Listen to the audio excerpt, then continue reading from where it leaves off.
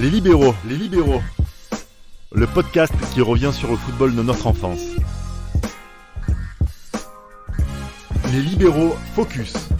Le 21 mars 1980, naquit un certain Ronaldo de Assis Moreira du côté de Porto Alegre au Brésil. Ce joueur-là, certains l'appellent Ronaldinho. Nous avons tous rêvé avec Ronaldinho, le Ronaldinho brésilien, celui du Brésil, la légende du Paris Saint-Germain. Mais il y a un seul Ronaldinho qui donne le sourire à tout le monde, c'est le Ronaldinho du FC Barcelone. Pendant ces quelques années-là, nous avons vu, pendant 4 ans, 5 ans, le meilleur joueur du FC Barcelone, ou en tout cas, le meilleur joueur de notre enfance. C'était merveilleux, Damas. Ronaldinho. Franchement, Ronaldinho, il y a des matchs quand même, avant même le Barça, le PSG Marseille 0-3, ce qui fait le... Mon Dieu. Je supportais l'Olympique de Marseille, Marseille n'avait plus perdu depuis 89, et contre le PSG au Vélodrome, et ce qu'il fait là, premier match qu'il fait contre Séville. Mais déjà, le match, il a commencé à minuit. À minuit. Il a commencé à minuit. Mais on était tous, on était tous devant la télé le samedi évidemment. soir et tout sur Sport Plus. On y était tous. Sport Plus, petit coup d'œil. Mais on était tous dessus. Et il met un but. Franchement, Ronaldinho. Il y a Recher qui se tient la tête. Mais tout le monde sur le banc est cuit. Ah mais c'est... Ronaldinho, le génie à l'état pur. On parle de Pelé, tous ces mecs-là. Nous, on n'était pas là, nous. Nous, le seul génie que nous avons vu. Calmos. Mais après, on n'était pas là. Après, c'est pas pareil. C'est pas le même football. Mais Ronaldinho, le génie à l'état pur, et il y a un petit point de frustration. Je laisserai les autres en parler. Tu parles de Pelé, mais ce qui est intéressant avec Ronaldinho, c'est que ce qui donne le sens même de cette émission qu'est les libéraux, c'est-à-dire ce sont ces joueurs qui ont marqué notre enfance. Et Ronaldinho, il a marqué notre enfance, il a marqué l'âge adulte de tellement de gens. Dès son premier match contre le FC Séville, dès son premier match, il a montré qu'il allait changer l'histoire du FC Barcelone. Rafik. Tout d'abord, en tant que supporter parisien, quand il est parti à Barcelone, mais vraiment tout l'été il y avait les rumeurs. Vraiment, j'étais pas bien. Vraiment, j'avais 10 ans, j'étais pas bien. Et au moment où il a signé au Barcelone, mais vraiment c'était une déchirure, hein, mais vraiment une déchirure. Parce que vraiment, c'était le joueur. T'as pleuré un peu? Mais j'ai pleuré comme plusieurs choses, mais comme la couronne la couronne 4-3 contre Paris, mais vraiment Tu me régales. Mais grosse déchirure, parce que vraiment avec Ronaldinho on avait l'impression qu'on pouvait battre n'importe qui. Bah déjà les classicos Paris-Marseille, ça se passait mieux avec Ronaldinho, vraiment ça se passait mieux. Et en fait quand il est arrivé au Barça, il s'est passé un peu la même chose. Le Barça a changé de visage, et avec le Barça pouvait commencer à croire que ça pouvait pouvait commencer à croire gagner des titres. Du Paris à FC Barcelone, Tate, c'est le transfert idéal. C'est le transfert idéal. Bon, il y avait beaucoup de rumeurs à l'époque pour Manchester United. Et au final, il a atterri au Barça par un concours de circonstances aussi, parce que le Barça était moribond. Donc il sortait de 3 saisons limite catastrophiques. Et quand il vient, l'équipe est en Coupe UEFA. Donc il vient aussi pour redorer le blason du club. Bon, certains footballeurs diront le blouson du club, mais non. Lui, il vient vraiment redorer le blason du club. Désolé de ce. Tu n'es pas blasé pour dire ça. Je ne suis pas blasé, non. Je ne suis pas Matteo Blasi, non. Et, c'est son non, il vient vraiment avec le numéro 10 pour perpétuer cette tradition des R. Romario, Rivaldo, dans l'ordre, hein. Ronaldo et Rivaldo. Il vient vraiment pour perpétuer cette tradition des R, du Brésilien qui vient pour imposer sa marque au Barça. Les débuts sont difficiles quand même, mitigés entre le 4-4-2, le 4-3-3. Rijkaard tâtonne, mais à partir de janvier-février et l'arrivée de Davids, quand il se déporte vers le côté gauche, avec la triangulation Davids, Van Bronckhorst, Ronaldinho, ils finissent deuxième du championnat. Et on a une équipe Damas, différente entre ce qui se passe avant janvier et après janvier, l'arrivée de David, mais qui va donner à Ronaldinho toute sa pleine mesure. Mais même l'arrivée d'Edgar permet également de sauver Rijkaard aussi, parce que c'était un début de saison assez compliqué. Ah, c'est dur. D'ailleurs même, ils sont éliminés en 8e de finale de l'UEFA par le Celtic Glasgow, 1-0. Dans une ambiance de malade au retour. Oh mon Dieu. Vous vous souvenez mais le bruit des Écossais, purée. Mais Ronaldinho, en 1 contre 1, mais t'en peux plus. En fait, mais c'est ça. En fait, tu viens pour du spectacle. Et c'est ça que Laporta voulait quand il est arrivé au pouvoir. Je veux du spectacle. Et il a eu gain de cause. D'ailleurs, l'arrivée de Ronaldinho marche aussi avec Sandro Rosell, qui était président après. Ils ont été amis ensemble à Nike aussi. Il y a eu des contacts, donc son arrivée... Mais la fameuse saison à 3 présidents du Barça, la saison d'avant. Ah, ben voilà. Oui. Voilà, justement. Donc, son arrivée fait vraiment du bien. Et la deuxième partie de saison. D'ailleurs, on pensait même que Edgar Davis puisse rester au Barça. Ça, c'est pas fait. Il voulait rajeunir l'effectif. Et Pour des questions salariales aussi. Et en parlant de rajeunissement, Ronaldinho peut dire merci à l'arrivée de Deco, qui sort d'une saison Portugal-Porto 2003-2004. exceptionnelle. C'est l'un des meilleurs joueurs du monde. Mais il devait être Ballon d'Or si les Portugais étaient champions d'Europe. Donc, Il aurait pu être champion d'Europe. Attention, je parle de Deco, mais non plus Samuel Eto'o. Comment vous voyez Samuel Eto'o avec ses... On va parler tout à l'heure de Samuel Eto'o parce qu'il y a des matchs où Ronaldinho brille, mais si on regarde un peu plus précisément, on se rend compte que Eto'o brille encore plus. Mais c'était ça aussi la force, Rafik, de Ronaldinho, c'est que c'était une étoile qui brillait plus que les autres et il fait une première saison exceptionnelle. Mais lui, ce qu'il voulait avant tout, c'est de faire des passes décisives. Hein. Vraiment, il met plus de 100 buts au Barça. Il en met 94, il me semble. Mais lui, il veut faire des passes décisives. Il envoie des passes à Eto'o. Mais c'est incroyable. Mais vraiment, il sert à Eto'o. Mais quand il est frappé coup de pied, la balle a été tendue jusqu'au pied de... Il était arrêté. Chelsea, 8ème de finale de Ligue des Champions. Arrêtez pas. 7, je ne bouge plus. Mais tout le monde dans le stade est cuit. Mais c'est ça, en fait, on arrivait à un Ronaldinho, 24-25 ans, la saison, là on a parlé de sa première année, où mine de rien ça a été assez réussi, où c'est une bonne entrée en matière, mais le Ronaldinho de 2004-2005, 2005-2006, c'est clairement le meilleur joueur du monde, Tate. Ah oui, sans contestation. Déjà, son année civile en 2004, elle est exceptionnelle. Individuellement, peut-être collectivement, il lui manque des trophées. Ouais. Il est le meilleur joueur FIFA en 2004, mais comme tu as dit, entre 2004, 2005 et 2005-2006, en plus, ça coïncide avec le déclin du Real et de Zinedine Zidane. Galacticos, ouais. Donc, il prend vraiment, il le fait vraiment du football à ce moment-là. Donc à ce moment-là, Damas, les Galactiques sont du côté du FC Barcelone. Totalement. Mais le match majeur qui a eu lieu en novembre 2005, le 0-3. En plus, à un moment, en espagnol, quand il dribble Ramos, il fait le crochet extérieur, je ne sais plus c'est qui. Je crois que c'est Elguera, je crois. Et après, Elguera. Et après, il marque petit filet. Casillas est là, il lève les mains en l'air. Et après, mais ce moment-là, tout le monde s'arrête. Frère, tout le monde s'arrête. C'est-à-dire là, que tu sois supporter du Milan, du Celtic, du Bayern, là, tout le monde ferme ses fesses. Et à la fin, il finit Ballon d'Or en 2005. Il finit Ballon d'Or. Et même, faut pas oublier, parce qu'il fait une très bonne saison aussi en Ligue des Champions, la saison 2005-2006. Je crois que j'ai les stats ici. LDC, il fait... déjà en Liga, il fait 17 buts, 14 passes D. Donc il fait double-double. Donc un petit clin d'œil pour les mecs d'NBA. Et en Westbrook, quoi. Les stats. Et en LDC, il fait 7 buts, 4 passes D. 4 passes D. Donc avec des matchs également décisifs, Benfica... Milan à l'aller. Ouais, Milan, ce qu'il fait à Gattuso, frère. Milan à l'aller. Moi, je suis supporter du Milan. Au match aller, c'est... Tu as pleuré comme Rafik ? Non, mais Ronaldinho, il avait cette force, c'est que comme peu de joueurs l'ont... Moi, j'ai pleuré, hein. C'est que... Mais de joie. Oh, de joie, ouais, de joie. Mais justement, toi, tu vas pleurer de joie, mais lui, il arrive en fait à te faire relativiser la défaite. C'est-à-dire que quand t'es meilleur que toi, quand t'as un phénomène en face de toi, tu te dis que bravo l'artiste. Et c'est l'image des applaudissements du supporter du Real en 2005. C'est qu'à un moment donné, c'est le genre de joueur, quand il avait la balle, le temps s'arrêtait. Vraiment. Il avait vraiment cet effet rétro. Et Baggio avait ça aussi. C'est-à-dire que quand il avait la balle, c'était quoi ? C'était une passe aveugle, soit il se mettait un dribble, soit c'était un pointu, c'était une talonnade. C'était un spectacle tout simplement. Qu'est-ce qu'elle allait se passer ? Qu'est-ce qu'elle allait se passer ? Rafik, toi aussi, même du côté de Paris, tu as oublié un peu que son départ et tu as apprécié le football de Ronaldinho alors. Mais en plus, il n'y a pas qu'au niveau sportif qu'il a apporté au Barça, mais surtout aussi en termes de produits marketing. Ouais, tout à fait. Exactement. Les chaussures, il y a les chaussures Nike là, à 24 carats là, que tout le monde voulait. Il y a les chaussures dorées là, mais... La première vidéo YouTube à 1 million de vues.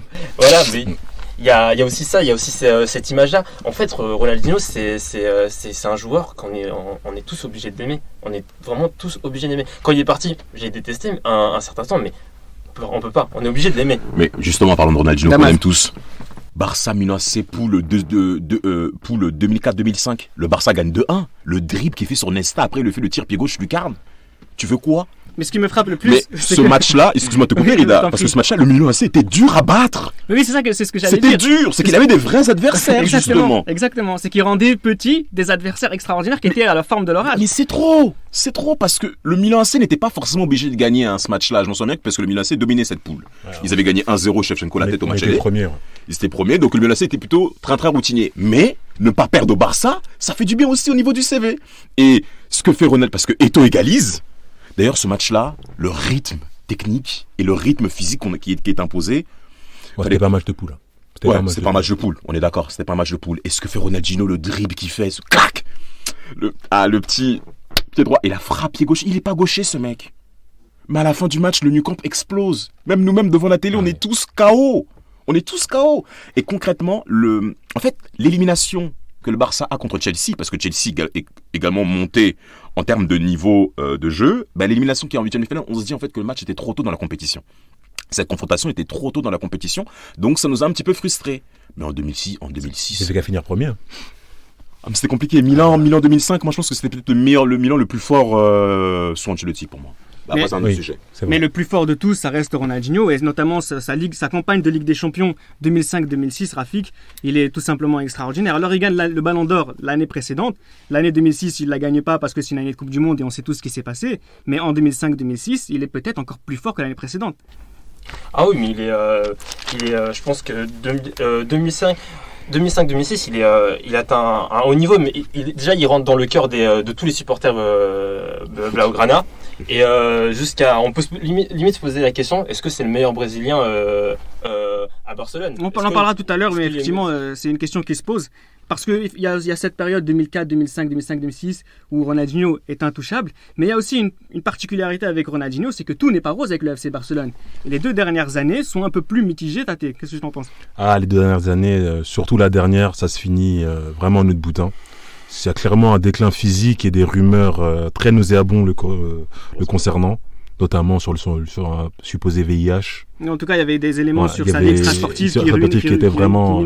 Donc, il ne s'entraînait plus. D'après les gens du club, il ne s'entraînait plus, il ne venait plus à l'entraînement. Et lui-même avait dit qu'il avait perdu la joie du foot à ce moment-là.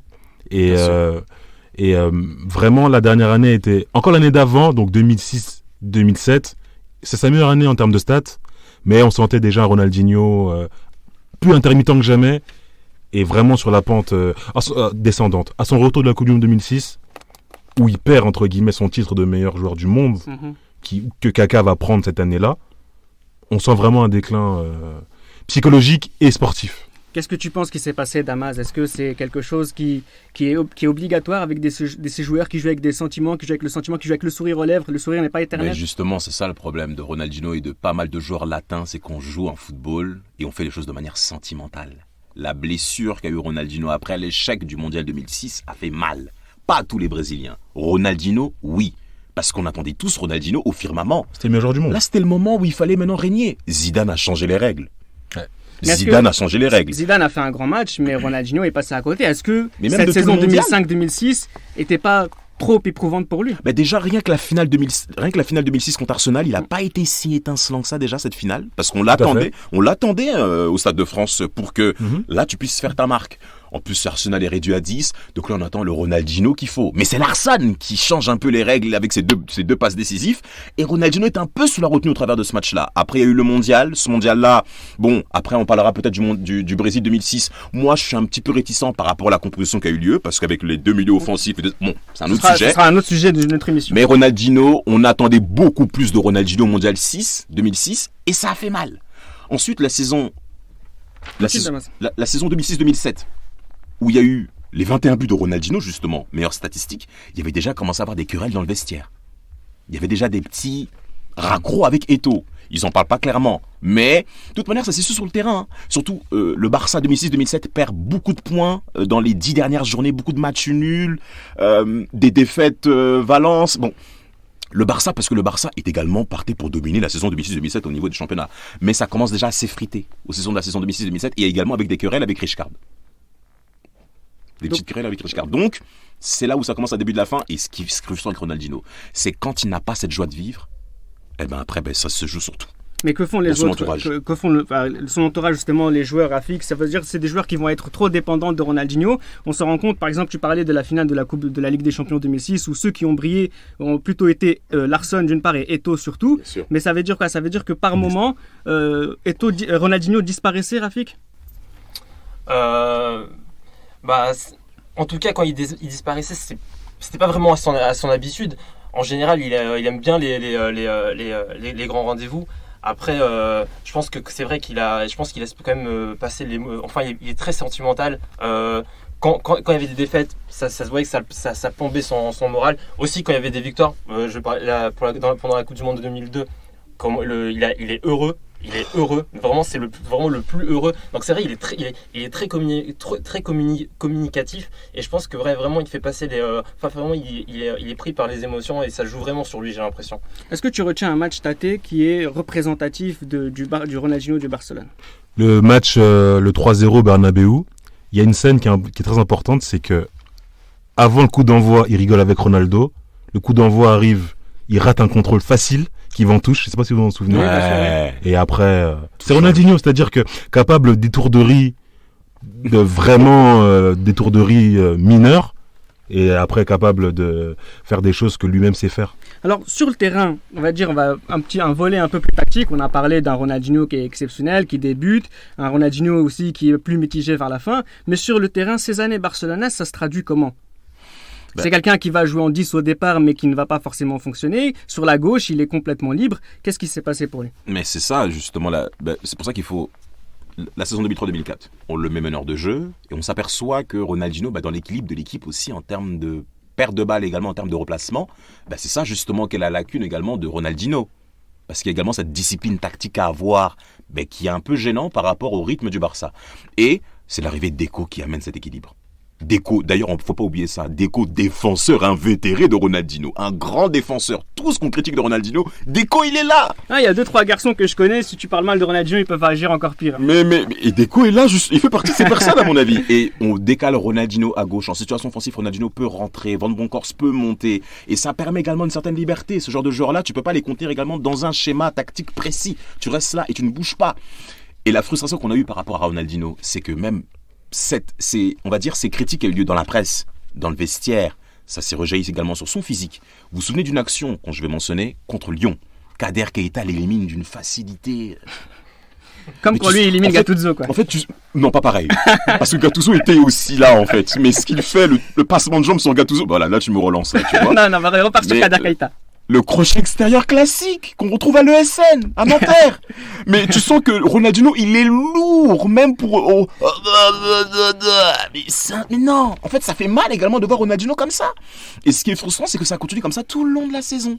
Jusqu'au point, qu'il y a des petites critiques, notamment avec Eto'o, les Xavi qui commencent à monter. Gars, remonte le niveau, en fait. Mais d'ailleurs, justement, en termes de niveau, il a fallu élever le sien. Mais moi, ce qui me frappe le plus, c'est que, bon, c'est un symbole, mais c'est lui qui va faire la première passe décisive dans le premier but de Lionel Messi. Lionel Messi parle de Ronaldinho comme étant la personne qui a fait changer de dimension au FC Barcelone. Et non pas Guardiola, comme on a pu le parler dans un précédent numéro. Il y a un avant et un après Ronaldinho. Parce que l'équipe était moribond. Juste avant, Messi est né en 87, il a vu ce qui s'est passé dans les années 2002-2003.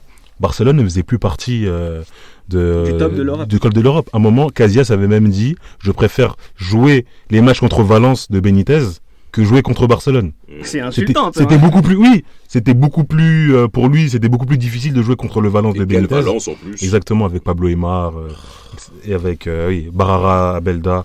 Il préférait, en termes d'intensité, jouer contre Valence que contre le Barça. Le Barça avait presque disparu de l'échiquier des grands clubs espagnols. Et quand Ronaldinho est arrivé, et quand Ronaldinho a performé surtout, il a remis le Barça sur la carte de l'Europe. Rafik, justement, ce rôle de mettre la place du FC Barcelone sur la carte de l'Europe, tu voulais en parler tout à l'heure, on en parle maintenant pour conclure.